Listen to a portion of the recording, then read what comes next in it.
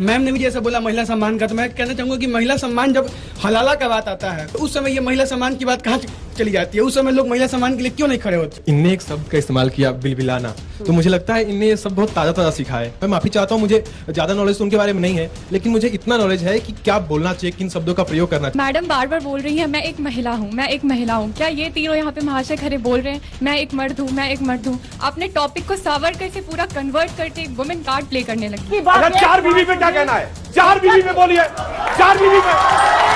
अब विषय पे छोड़िए, विषय पे। आप 4 बीवी पे बोल रहे हैं, बलात्कारियों पर क्या कहना है? 4 बीवी की बात करने वाले बलात्कारियों पे बोले। हलाला क्या है? बलात्कार नारी के सम्मान। सुधांशु जी इसका जवाब दीजिए। सुधांशु जी जवाब। जिसको बलात्कार करके गिरजा टिक्कू को काट दिया जा रहा है, तब आपके मुंह से कुछ नहीं निकला। आज आके यहाँ भाषण देने की बात। आइए देखते हैं, मजा आएगा। 1970 में भारत सरकार ने सावरकर की याद में कमेमोरेटिव स्टैंप जारी किया। क्या याद दिलाने की जरूरत है कि उस समय कौन प्राइम मिनिस्टर था और किसकी सरकार थी? हमें कभी कभी अपनी तुच्छ राजनीति से उन लोगों को बाहर रहना चाहिए, उनको पीसफुली छोड़ देना चाहिए जिन्होंने देश की स्वतंत्रता के लिए योगदान दिया है। इस कमरे में या ऐसे कौन लोग आपके जानने वाले हैं किसी माँ के 3 बेटे हों, विनायक सावरकर, गोपाल सावरकर, नारायण सावरकर, और तीनों भाई अंडमान जेल में हो? काहे के लिए? चोरी डकैती के लिए जेल गए थे? क्या पॉकेटमारी की जेल गए थे? सही पकड़े हैं। मैं आपसे पूछना चाहती हूँ और मैं इन लोगों से पूछना चाहती हूँ, भाजपा से पूछना चाहती हूँ। प्रधानमंत्री ने एक बहुत अच्छी बात कही। प्रधानमंत्री ने इस बार 75 साल आजादी के मनाते हुए कहा कि एक विकृति आ गई है हमारे अंदर, हम महिलाओं के लिए बड़े गंदे शब्दों का प्रयोग करने लगा है, ऐसा नहीं होना चाहिए। तो प्रधानमंत्री ने जिन शब्दों का प्रयोग किया है, एक वैधव्य झेलती हुई औरत को कांग्रेस की विधवा कहा है, या एक मां को जर्सी गाय कहा है, या एक पत्नी को 50 करोड़ की गर्लफ्रेंड कहा है, या लड़कियों के लिए कहा है फोटो लगा दो अचार के डब्बे पे बिकने लगती है, उनके बारे में वो क्या कहेंगे? अच्छा, अंततोगत्वा मैं ये जरूर पूछना चाहती हूं, क्योंकि आज इतने दिनों बाद भी I can not make peace with the fact कि प्राइम मिनिस्टर के भाषण के कुछ घंटे बाद गुजरात जो भाजपा शासित प्रदेश है वहां पर 11 बलात्कारियों को छोड़ दिया जाता है और उनके ऊपर माला चढ़ाई जाती है, लड्डू खिलाया जाता है, तिलक खिलाया जाता है, और भाजपा के एमएलए कहते हैं ये संस्कारी लोग हैं। क्या कर रहे हैं हम इस देश में? जवाब दीजिए इसका सुधांशु जी, उसके बाद आगे बढ़ेंगे। और उस पर भी कि इतिहास में वो कह रहे हैं नेहरू के साथ आप नाइंसाफी कर रहे हैं, जो उनका योगदान है उसको कैसे आप मिटा देंगे?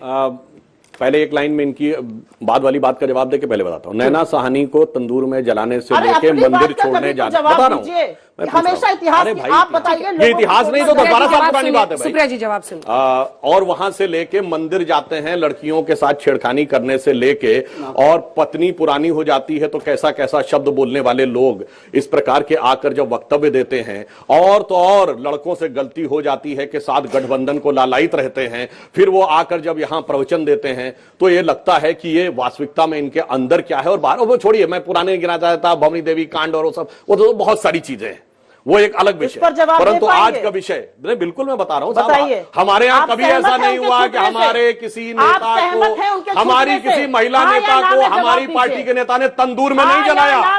तंदूर में जलाया कि नहीं? अभी बदत है भाई, अभी बदत। 100 बातों की एक ही बात है, हमारे किसी नेता ने कभी नहीं कहा लड़कों से गलती हो जाती फिर सब चलता है। आप उनके साथ गठबंधन में थे, 100 बात की।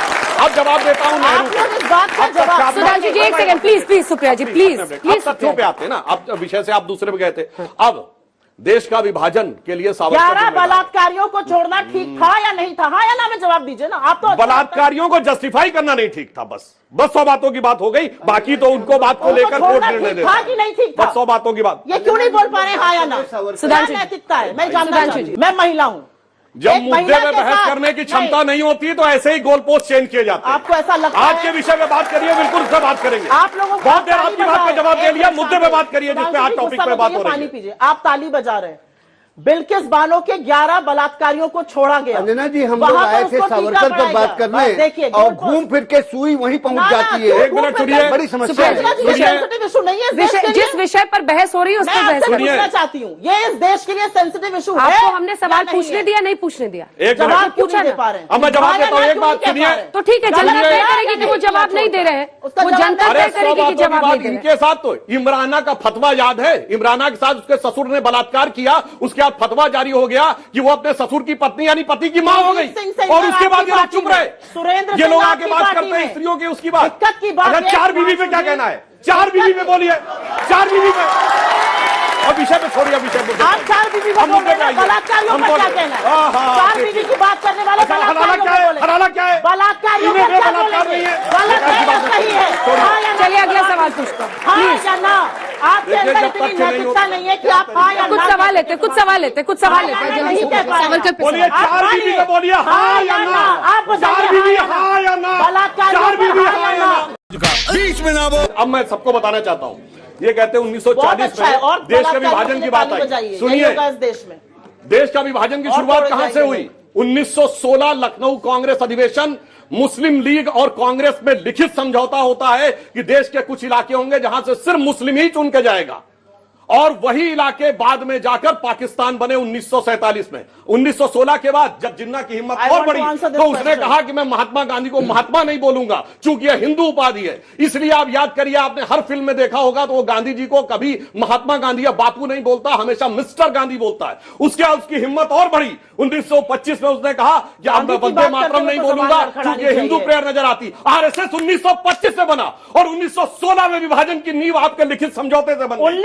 सावरकर ने 2 राष्ट्रों के सिद्धांत की बात की। बीच में मत बोलिए सुप्रिया जी, बीच में ना बोल। प्लीज। आपके बीच में किसी ने नहीं बोला, आपके बीच में किसी ने नहीं बोला। पूरी बहस प्लीज पूरा कर लीजिए। नेहरू स्वतंत्र भारत के प्रथम प्रधानमंत्री थे, यह तथ्य गलत है। नेहरू परतंत्र भारत के पहले प्रधानमंत्री थे। 2 सितंबर 1946 कैबिनेट मिशन प्लान के तहत अंग्रेजों ने प्रधानमंत्री। आपको जवाब दिया जाएगा। स्वतंत्र भारत के प्रधानमंत्री थे पहले सुभाष चंद्र बोस। किताबें बदल दीजिए फिर सुधांशु जी, किताबें बदल दीजिए देश की। हम लोगों ने क्या पढ़ा है? मैं गलत बोल रहा हूं क्या? 2 सितंबर 1946 को कैबिनेट मिशन प्लान के तहत किताबों में क्या लिखा है? बच्चों को फिर क्यों गलत पढ़ा रहे हैं? अगर किताब में झूठ पढ़ाया गया है तो बताएं सर। आप ये बात कोई भी जाके चेक कर सकता है। सुप्रिया जी आप जवाब दे दीजिए इसका। उसके अरे भाई आप इतने फैक्ट को डिनाई करेंगी? कैबिनेट मिशन की सरकार 1946 में बन गई थी और इतना ही नहीं। अरे भाई सेंटेंस तो पूरा होने दीजिए, जनता देख रही। एक सेंटेंस। अच्छा ये बताइए 1946 में जब वो बने थे तो उनको शपथ किसने दिलाई थी? लॉर्ड माउंटबेटन ने। भारत का संविधान तो था नहीं, तो किसके प्रति निष्ठा की शपथ ली थी? ब्रिटिश क्राउन के प्रति निष्ठा की शपथ ली। लॉर्ड माउंटबेटन ने शपथ दिलाई। यूनियन जैक के नीचे खड़े होकर शपथ ली और अंग्रेजों से लड़ रहे थे। और आपको ये भी पता है, सुनिए, जो काला पानी भुगत रहा था, जो कोलू के बैल की तरह जो दिया गया, वो लड़ाई नहीं लड़ा था। जिसके वायसराय के परिवार से अत्यंत मधुर संबंध थे, हम सबको पता है, पारिवारिक संबंध थे, वो लड़ाई लड़ रहे थे। ठीक है, अब जवाब सुन। सुप्रिया जी जवाब दीजिए, फिर आप लोगों के सवाल है। इसका जवाब ये है कि जिसने आजादी की लड़ाई नहीं लड़ी, नेहरू प्रधानमंत्री सुधांशु जी, सुधांशु जी, सुधांशु जी, सुधांशु जी, सुधांशु जी, देखिए मैंने कहा अच्छी बात है। आप हाँ या ना नहीं बोल पा रहे। बलात्कारियों को रिहा करने पर आप मुझसे महिला सम्मान की बात मत करिए। अरे 4 बीवी पे आप अभी भी, आप चुप रहिए। आप अभी भी गोडसे के हत्याओं के साथ खड़े रहते हैं। आज अभी भी जब गांधी के हत्यारों के साथ, गोडसे के उपासकों के साथ खड़े रहते हैं। कौन है ये लोग? कहां से आते हैं? और एक बात और बोलना चाहती हूँ यहाँ पर, 11 बलात्कारियों की रिहाई हुई है इस देश में। ये आजाद हिंदुस्तान है। हम 75 साल आजादी के मना रहे हैं। क्या बात करते हैं हम लोग? सुधांशु जी, नारी के सम्मान। सुधांशु जी इसका जवाब दीजिए। सुधांशु जी जवाब। जिसको बलात्कार करके गिरजा टिक्कू को काट दिया जा रहा है, तब आपके मुंह से कुछ नहीं निकला। आज आके यहाँ भाषण देने की बात। ये बड़ी अच्छी बात कही है। हमारे फ्रीडम फाइटर्स के कलेक्टिव स्ट्रगल की वजह से आज हमने आज़ादी पाई है, चाहे वो वीर सावरकर जी हों, भगत सिंह जी हों या गांधी जी हों। तो क्या, मेरा सवाल आप सबसे है, क्या उनके कंट्रीब्यूशन और एफर्ट को कंपेयर करना एक दूसरे के साथ, फ्रीडम फाइटर्स दूसरे फ्रीडम फाइटर्स के साथ, सही है? ठीक है, तो 2-3 सवाल है। ओके, सो इनने एक शब्द का इस्तेमाल किया, बिलबिलाना। तो मुझे लगता है इनने ये शब्द बहुत ताजा ताजा सीखा है, क्योंकि जो ईडी कर रही है उसके बाद जो रिएक्शन आ रहा है उसे बिलबिलाना कह सकते हैं। जिस शब्द का आपने प्रयोग किया वीर सावरकर के लिए, मैं माफी चाहता हूं, मुझे ज्यादा नॉलेज तो उनके बारे में नहीं है, लेकिन मुझे इतना नॉलेज है कि क्या बोलना चाहिए, किन शब्दों का प्रयोग करना चाहिए। और उसके बाद मैं इन मैम का एक जवाब देना चाहूंगा। अभी इन 2 नाम काउंट कराए रेपिस्टों का। एक पीपी बाबू नाम आप काउंट करा दी होती, जो कांग्रेस के हैं, वाइस प्रेसिडेंट रहे केरला में, तो मैं उनको ना डिफेंड कर रहा हूं ना आपको सपोर्ट कर रहा हूं, बट एक ये नाम ऐड कर दी होती। जब आप भागने वालों में ऐड कर रहे हैं नाम माल्या, जो भी नीरव मोदी या जो भी, तो उसमें ये भी तो बताइए कि माल्या हमारे सांसद थे। कलेक्टिव बातें कीजिए तो बेहतर होगा। ठीक है। नमस्कार, मेरा सवाल मैडम से है कि मैडम बार बार बोल रही है मैं एक महिला हूँ, मैं एक महिला हूँ। क्या ये तीनों यहाँ पे महाशय खड़े बोल रहे हैं मैं एक मर्द हूँ, मैं एक मर्द हूँ? आपने टॉपिक को सावरकर से पूरा कन्वर्ट करके एक वुमेन कार्ड प्ले करने लगी। गजब बेइज्जती। मेरा इस पे सर पहला मेरा ये आप सबसे ये कहना है कि हम इतिहास पे बात करें तो इतिहास के नजरिए से बात करें, पॉलिटिकल वे से बात ना करें। और सर पहली चीज, जब हम भारत के इतिहास को पढ़ते हैं तो हम ये देखते हैं कि जो भारत का सुदृढ़ इतिहास लिखा है वो विंसेंट ऑथर स्मिथ ने लिखा है, एक भारतीय ने नहीं लिखा। तो सेकंड थिंग सर कि जब हम सावरकर जी को पढ़ते हैं, सावरकर जी को पढ़ते हैं तो कहीं ना कहीं उनका सिद्धांत एक हिंदू राष्ट्र की तरफ देखने को मिलता है। इस चीज को आप मानते हैं? कहीं भी आप भी नेट उठा लीजिए। और सेकंड थिंग सर, आज जब आप स्वतंत्रता पहले की भारत की बात करें, सवाल है कोई? हाँ मैम सवाल है ना मैम। प्रधानमंत्री नरेंद्र मोदी आज स्वतंत्र भारत के प्रधानमंत्री, और कॉन्स्टिट्यूशन का आर्टिकल 80 ये अनुमति नहीं देता कि कोई भी व्यक्ति कोई उपाधि ना ले सके। तो हम वीर सावरकर को वीर वर्तमान परिप्रेक्ष्य में नहीं कह सकते क्योंकि आप इतिहास की बात करें। तो कहीं ना कहीं सर आप इस चीज को डिफेम मत कीजिए। Thank you sir.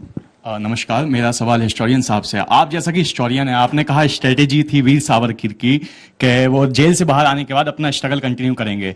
तो उन्होंने ऐसा कौन सा फ्रीडम मूवमेंट है या फिर ऐसा कौन सा अनशन है जिसको उन्होंने मार्गदर्शक किया हो, ये आप बता दें आप हिस्टोरियन के रूप में।